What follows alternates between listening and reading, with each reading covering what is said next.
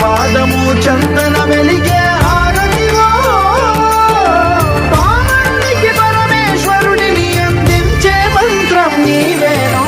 ధీంతన తోంతన ధీంతన తోంతన నటరాజుకి నట భంగినవో.